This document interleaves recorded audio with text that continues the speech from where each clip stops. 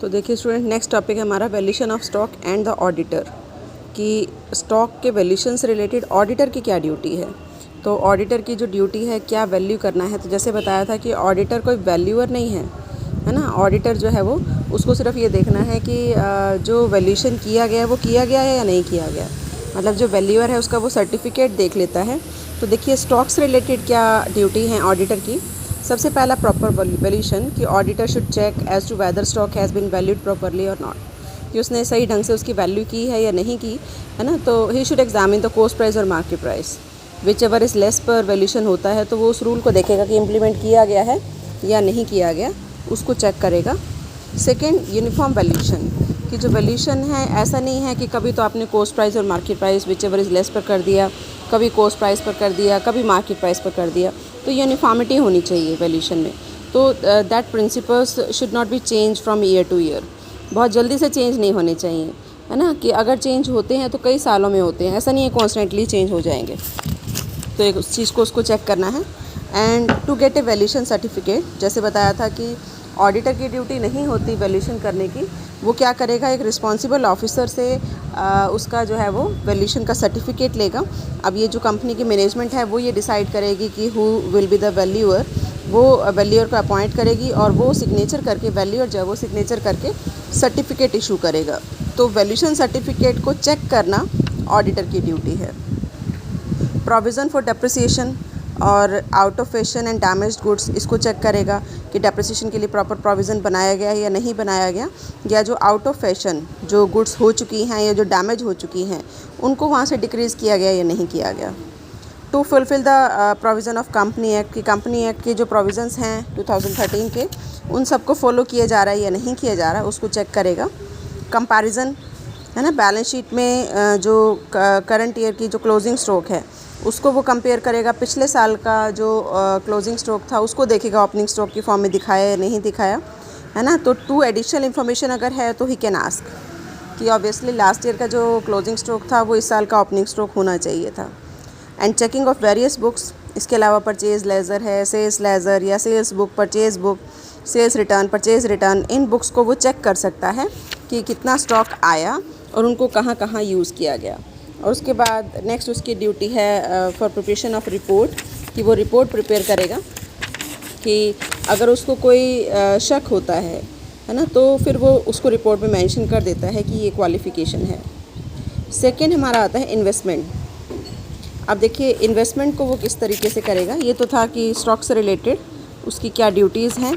उसके बाद देखिए इन्वेस्टमेंट का जो वैल्यूएशन है उसमें उसने क्या देखना है कि ये पहले भी आया था कि इन्वेस्टमेंट को हम फिक्स्ड एसेट की तरह कंसिडर कर रहे हैं या करंट एसेट। अगर फिक्स्ड एसेट की तरह कंसिडर कर रहे हैं तो उसका वैल्यूएशन होगा एट कॉस्ट। लेकिन अगर आप इसको मानते हैं करंट एसेट, फ्लक्चुएटिंग एसेट है, तो फिर इसका जो वैल्यूएशन है वो कॉस्ट प्राइस और market price whichever is less पर किया जाता है। नेक्स्ट आता है बुक डेट्स। तो बुक डेट्स का ऑब्वियसली एट कॉस्ट ही किया जाएगा, है ना, कि आपने जो गुड्स जितने के सेल किए उतना ही अमाउंट आप डेटर से लेंगे। लेकिन प्रोविज़न बनाया जाना चाहिए for bad and doubtful dates. तो ये उसको चेक करेगा कि वो बनाया गया है या नहीं और वो सफिशेंट है या नहीं। तो provision for bad and doubtful debts या provision for discount, that should be approved by a responsible officer, कि रिस्पॉन्सिबल ऑफिसर जो है वो उसको अप्रूव करेगा। नेक्स्ट आता है लूज टूल्स। तो जो लूज टूल्स हैं उसको भी देखा जाएगा कि इस वैल्यू पर शो किया गया है। अगर जो है वो उसको बैलेंस, मतलब कहीं से परचेज़ किया है, आपने मार्केट से उसको परचेज़ किया है, तो ऑब्वियसली एट कॉस्ट उसको शो करना है। और अगर उसकी वैल्यू कम हो जाती है तो आप उसको डेप्रिसिएशन ट्रीट कर सकते हैं, डेप्रिसिएशन डिडक्ट करके आप उसको शो कर सकते हैं। लेकिन अगर ऑर्गेनाइजेशन में बनाए गए हैं, उसका मैन्युफैक्चर किया गया है, तो फिर जो है वो उसको at cost plus other expenditure जो उसके ऊपर किए गए हैं, ओवरहेड एक्सपेंडिचर, वो उसमें इंक्लूड किए जाने चाहिए। तो जो ऑडिटर है वो एक सर्टिफिकेट ले लेगा कि जो टूल्स है उसका करेक्ट वैल्यूएशन किया गया है रिस्पॉन्सिबल ऑफिसर के द्वारा। अब अगर बात करें नेक्स्ट लाइव स्टॉक की, पशुधन कहते हैं जिसको हम हिंदी में, है ना। तो बहुत सारी जो है वो इंडस्ट्रीज़ ऐसी हैं जहाँ पर ये लाइव स्टॉक को भी यूज़ किया जाता है। बफेलोज़ हैं, काउज़ हैं, है ना, इसी तरह से गोट हैं। तो अगर ये किया जाता है तो livestock should be valued according to the complete cost method, है ना, विच इज़ वेरी डिफ़िकल्ट कि कितना होगा। तो जनरली हम एट कॉस्ट उसको शो करते हैं, लेकिन अगर कोई एनिमल डेड हो जाता है तो उसकी वैल्यू को डिडक्ट कर दिया जाता है। तो ऑडिटर यही चेक करेगा कि जो डेड एनिमल्स हैं क्या उसकी वैल्यू को रिड्यूस किया गया है है ना, उसको P&L अकाउंट में हम राइट ऑफ कर देते हैं, तो बैलेंस शीट में उसको शो नहीं करते।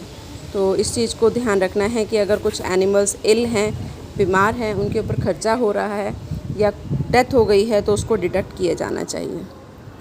उसके बाद देखिए नेक्स्ट आता है वैल्यूएशन ऑफ वेस्टिंग एसेट। अब देखिए वेस्टिंग एसेट वो एसेट है जो यूज़ के साथ साथ जिनकी वैल्यू कम होती जाती है ना, या जो एसेट्स हैं which slowly die out with their use, कि उनके यूज़ के साथ जो उनकी डे टू डे की जो एक्टिविटीज़ हैं उनमें जो यूज़ होता है उसके साथ साथ उनकी वैल्यू कम होती जाती है। जैसे माइंस हैं, mines of ores, oil wells, है ना, जंगल्स ऑफ वुड, अगर ये हैं तो ये कहलाएंगे वेस्टिंग एसेट। अब देखो अगर बात करें वेस्टिंग एसेट्स की तो उसको हम किस पर शो करते हैं कि जितना अमाउंट आपने स्पेंड किया वेस्टिंग एसेट पर और जितना आपने यूटिलाइज़ कर लिया वो डिडक्ट करके बाकी वैल्यू आप उसको एसेट साइड में शो कर सकते हैं। जैसे आपने ऑयल वेल परचेज़ किया था कितने लीटर के लिए, सपोज़ 10,000 लीटर के लिए, है ना, और 10,000 लीटर उसकी कैपेसिटी थी, और उसके बाद फिर आपने उसके लिए सपोज़ कॉस्ट पे की 1 लाख 10 रुपीज़ पर लीटर, उसमें से सपोज़ आप 5,000 लीटर निकाल चुके हैं, तो फिर उसका 5,000 लीटर की जो कॉस्ट है वो उसमें से माइनस करके बाकी जो बचेगा उसको आप बैलेंस शीट में शो कर देंगे। तो इस तरह से जो वैल्यू ऑफ वेस्टिंग एसेट है should be reduced by the amount by which their value has been decrease during this year, कि इस साल जितनी वैल्यू डिक्रीज़ हो गई है उतना इसमें से माइनस हो जाएगा। तो वी कैन से जो ओरिजिनल टोटल कैपेसिटी है उसमें से जितनी कैपेसिटी आप यूज़ कर चुके हैं वो कैपेसिटी माइनस करके बाकी कैपेसिटी की कॉस्ट को क्लोजिंग स्टॉक में शो कर दिया जाता है। नेक्स्ट आता है वैल्यूएशन ऑफ इंटेंजिबल एसेट। अब देखिए इंटेंजिबल एसेट वो होती हैं जो जिनको आप देख नहीं सकते, जिनको आप टच नहीं कर सकते, है ना, जैसे गुडविल है, कॉपीराइट है, पेटेंट है, ट्रेडमार्क है। अब देखिए उनका वैल्यूएशन कैसे होता है। तो अगर हम बात करें गुडविल की तो goodwill is the value of the business, business की वैल्यू है। It is an intangible asset which has no value, है ना, if separated from business, business से अगर अलग कर दिया जाए तो इसकी कोई वैल्यू नहीं है। तो अगर हम बात करें इसकी वैल्यूएशन की तो ये आप पढ़ चुके हैं। इसके 3 टाइप्स के मेथड हैं, average profit method, super profit method and capitalisation method. तो एवरेज प्रॉफिट में हम क्या करते हैं, पिछले 4 साल 5 साल के जो प्रॉफिट हैं उसका टोटल किया, है ना, नंबर ऑफ़ ईयर से डिवाइड किया, multiplied by number of years purchased. इस तरीके से गुडविल का वैल्यूएशन किया जाता है according to average profit method. Super profit के अकॉर्डिंग हम करते हैं कि कुछ नॉर्मल प्रॉफिट निकाल लेते हैं, है ना, और एक्चुअल प्रॉफिट निकाल लेते हैं, दोनों का जो डिफरेंस होता है वो कहलाता है सुपर प्रॉफिट। तो एक्चुअल प्रॉफिट और we can say average profit भी आप ले सकते हैं माइनस नॉर्मल प्रॉफिट, ये आपका हो जाता है सुपर प्रॉफिट। और सुपर प्रॉफिट को नंबर ऑफ़ ईयर परचेज से आप मल्टीप्लाई करेंगे तो ये आपका क्या आ जाता है, गुडविल। ये नॉर्मल प्रॉफिट का आपको दिया है, capital employed multiplied by normal rate of return. तो इस तरीके से आप जो है वो गुडविल का वैल्यूएशन कर सकते हैं। कैपिटलाइजेशन मेथड भी है ना, तो वो भी आप इसमें ऐड कर सकते हैं। उसके बाद देखिए नेक्स्ट आता है what is the duty of auditor. तो देखो सबसे पहले ऑडिटर ने वैल्यूएशन ऑफ गुडविल से रिलेटेड क्या ड्यूटीज़ हैं। सबसे पहले जो ऑडिटर है उसने ये देखना है कि वैल्यूएशन किन सर्कमस्टांसिस में किया जा रहा है ना, गुडविल की वैल्यू किन सर्कमस्टांसिस में निकाली जा रही है। तो उसके अकॉर्डिंग उनकी जो ड्यूटी है वो अलग अलग हो सकती है। जैसे अमलगमेशन हो रहा है बिज़नेस में, है ना, कुछ एब्जॉर्प्शन हो रहा है, रिकन्स्ट्रक्शन हो रहा है, तो वहाँ पर भी ऑडिटर की ड्यूटी है, उसको बता दिया जाता है कि you have to calculate the goodwill, क्योंकि उसके बेस पर जो नेक्स्ट पार्टी है उसको पे भी करना पड़ सकता है। तो यूज़ ऑफ कॉमन प्रिंसिपल, कि जब गुडविल का वैल्यूएशन किया जाएगा तो जो कॉमन प्रिंसिपल हैं उसको वैल्यू करने के वो भी ऑडिटर को ध्यान में रखने हैं और फिर चेक करना है कि सही दिखाया या नहीं दिखाया। Consider of capital and labour, कि कैपिटल और लेबर दोनों को ही यूज़ किया जाता है, तो दोनों से ही गुडविल बढ़ती भी है और कम भी होती है। जैसे अगर हम कहें कि अगर किसी बिज़नेस में कैपिटल कम लगती है तो उसकी गुडविल ज़्यादा होगी, लेकिन अगर बिज़नेस में कैपिटल ज़्यादा लगती है तो ऑब्वियसली रिस्क ज़्यादा है, तो वहाँ पर जो गुडविल है वो कम होगी। तो इन कैपिटल और लेबर, इन पॉइंट्स को भी जो ऑडिटर है उसको ध्यान में रखना है। और जनरली हम गुडविल अगर हमने परचेज़ की है ना, तो उसको हम at cost per he show करते हैं बैलेंस शीट में, और इसमें कोई डेप्रिसिएशन नहीं होता, डेप्रिसिएशन शो नहीं किया जाता।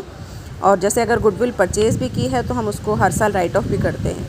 जैसे आपने क्वेश्चन भी किए होंगे फाइनेंशियल अकाउंटिंग में कि उसका 1/10 या 1/20 पार्ट राइट ऑफ किया जाता है फ्रॉम P&L अकाउंट, है ना, तो फिर इसके लिए भी प्रॉपर प्रोसीजर फॉलो किया जाता है। उस प्रोसीजर को ऑडिटर चेक करेगा। Checking of purchase of increase of goodwill, कि अगर गुडविल परचेज़ की है तो परचेज़ डीड इसको जो ऑडिटर है वो चेक कर सकता है और वो देखेगा कि वो सारी फॉर्मेलिटीज़ जो हैं, रूल्स एंड रेगुलेशंस वो फॉलो किए गए हैं या नहीं, और वो देखेगा कि एवरीथिंग इज़ ओके। तो अपने आप को अगर सेटिस्फाई कर लेता है तो फिर वो रिपोर्ट पॉजिटिव दे सकता है। नेक्स्ट आता है कॉपीराइट। अब देखिए कॉपीराइट क्या है? Right to publish any book. किसी भी बुक को पब्लिश करने का जो राइट है वो क्या कहलाता है? कॉपीराइट। और ये during the life time of the author. Copyright जो होता है ऑथर की पूरी life time plus 50 years after his death, कि उसकी डेथ के 50 साल तक ये कॉपीराइट रहता है।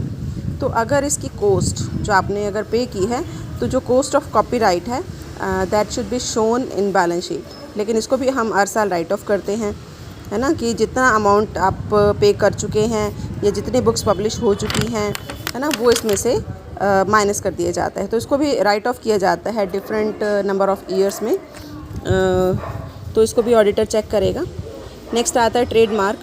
तो जो ऑर्गेनाइजेशन है engaged in production often put their trademark on their product. जैसे आपने सुना होगा कि फ़िलिप्स है, ओनिडा टेलीविज़न है, उषा फैंस हैं, ये सब इनके क्या हैं? ट्रेडमार्क हैं। रथ वनस्पति है, रथ वनस्पति घी, है ना, और इसी तरह से बंदर छाप, लाल दंत मंजन, लायन ब्रांड बीडीज़, तो ये क्या है? ट्रेडमार्क।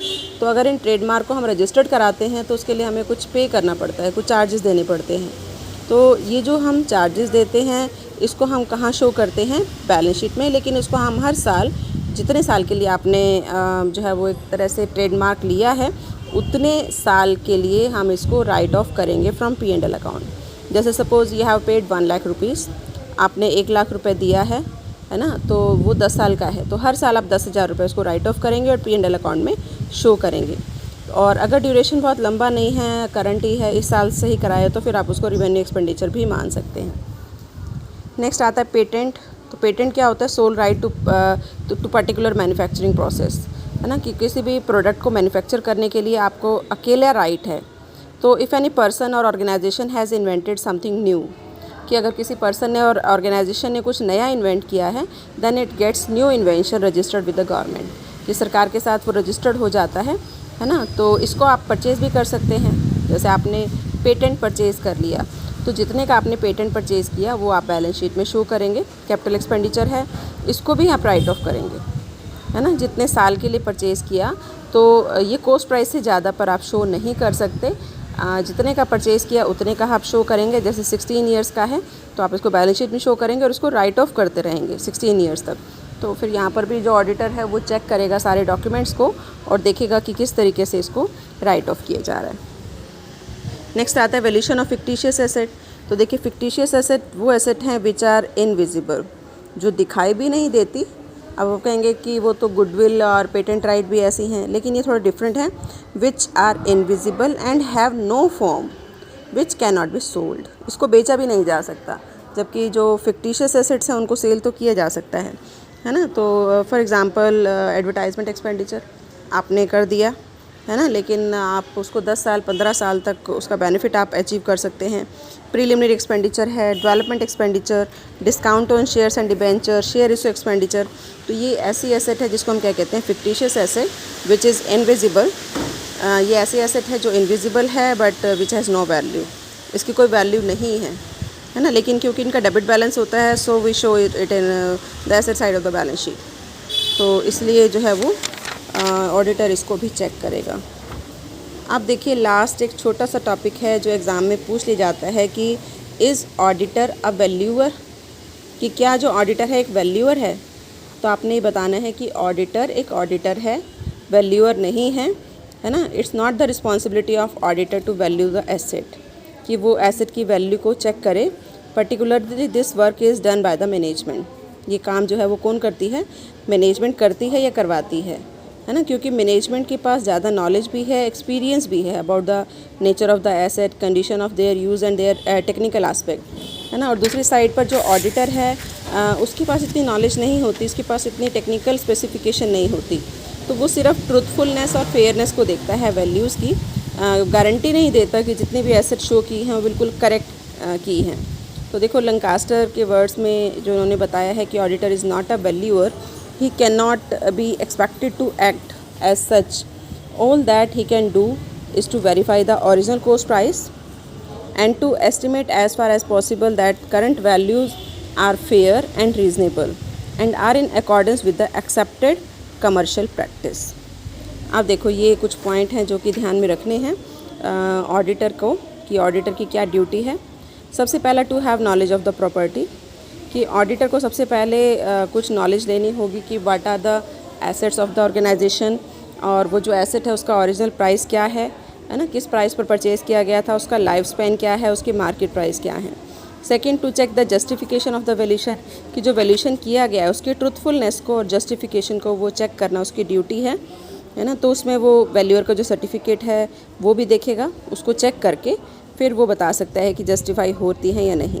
और रूल्स एंड प्रिंसिपल्स को फॉलो किया गया या नहीं किया गया उसको भी ये चेक करेगा कि जितने भी लीगल एनेक्टमेंट हैं, प्रिंसिपल्स ऑफ वैल्यूशन हैं, that should be adhere to, उनको फॉलो किया जाना चाहिए। टू कंसल्ट वैल्यूशन एक्सपर्ट, कि ऑडिटर अगर सेटिस्फाई नहीं होता है इस बेसिस पर तो फिर वो अपने आप ही एक्सपर्ट को बुला सकता है, वैल्यूअर को बुला सकता है और उनका रीवैल्यूशन भी करा सकता है। And to get certificate from responsible officer, कि रिस्पॉन्सिबल ऑफिसर से वो सर्टिफिकेट भी ले सकता है कि जो भी एसेट का वैल्यूशन किया गया है वो बिल्कुल सही है। और अगर उसको लगता है कहीं पर कोई सीक्रेट रिजर्व बना हुआ है तो वो उसको अपने रिपोर्ट में मेंशन भी करेगा कि इस तरह का सीक्रेट रिजर्व बना हुआ है। To mention doubts in report, कि रिपोर्ट में जो भी डाउट हैं उसको जो भी क्वालिफ़िकेशन है उसको लगता है कि कुछ छुपाया गया है या कुछ शक है उसको, तो that should B disclosed in his report. अब ये देखो जो दो डिसीज़न दिए हुए हैं, किंगस्टन मिल्स कंपनी का है जिसने यही कहा था कि auditor is not a valuer, auditor valuer नहीं है। It is not his work to count the stock, कि स्टॉक को काउंट करना उसकी ड्यूटी नहीं है। And prepare the list, he has married to examine according to specific principle keeping in mind the circumstances को ध्यान में रखते हुए उसने सिर्फ चेक करना है, रिस्पॉन्सिबल ऑफिसर से सर्टिफिकेट लेना है। और ये जो दूसरा केस था इसमें ये कहा it was held that it was the duty of auditor to find out whether the stock has been valued correctly by the management, ये उसका अपोजिट है ना। तो दोनों ही करेक्ट हैं, है ना। इसमें ये कहते हैं कि ऑडिटर वैल्यूअर नहीं है लेकिन फिर भी उसको चेक करना है, एसेट्स और लायबिलिटीज़ को आंखें बंद करके अपने रिपोर्ट पे साइन नहीं करने हैं, उसको डिटेल में उसको चेक तो करना ही है। रिस्पॉन्सिबल ऑफिसर से वो उसका सर्टिफिकेट ले सकता है। और ये चैप्टर आपका हो गया।